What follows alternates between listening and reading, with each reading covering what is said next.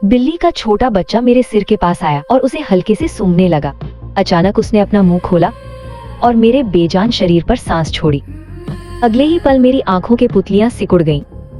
मैं सचमुच फिर से जिंदा हो गई थी, लेकिन तब तक बिल्ली गायब हो चुकी थी। मैं हैरानी में खड़ी रह गई, जैसे पूरी दुनिया ही बदल गई हो।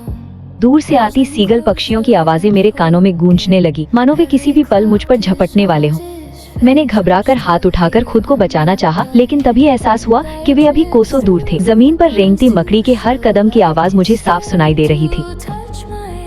मैं उसकी नन्ही टांगे तक देख पा रही थी। मुझे डर लगने लगा।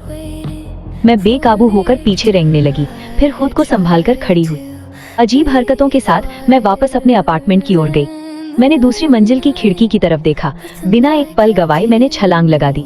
मेरा शरीर सीधे बालकनी पर उतर गया। कांच के उस पार मैंने खुद को देखा। मेरा चेहरा कीचड़ से सना हुआ था, जाना पहचाना और अनजान भी। अगले ही पल मैंने मुक्का मारकर कांच तोड़ दिया और फुर्ती से अंदर घुस गई। बिल्ली मुझे घूर रही थी। अगली सुबह फोन की घंटी से मेरी आंख खुली। मैं आंखें बंद किए ही बिस्तर से उठी और छत से सीधे नीचे गिर गई। तभी मुझे एहसास हुआ कि मैं पिछली रात में छत पर सोई थी। मैंने खिड़की के पास फर्श पर बिखरे टूटे हुए कांच को देखा। मुझे याद नहीं था कि क्या हुआ था। तभी जब मैं हैरानी में खड़ी थी, वो बिल्ली फिर से सामने आ गई। ऐसा लगा जैसे वो मुझे कुछ बताना चाहती हो। मैंने उसे उठाया और उसके गले के कॉलर पर लिखे पते पर पहुंच गई। दरवाजा एक महिला ने खोला। वो बिल्ली को देखकर बहुत खुश थी।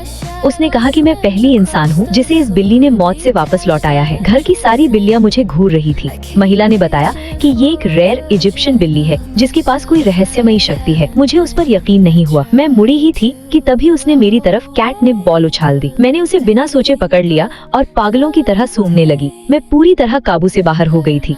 जब उसने वो गेंद वापस ली, तभी जाकर मुझे होश आया। घर लौटने के बाद मुझे अजीब महसूस होने लगा।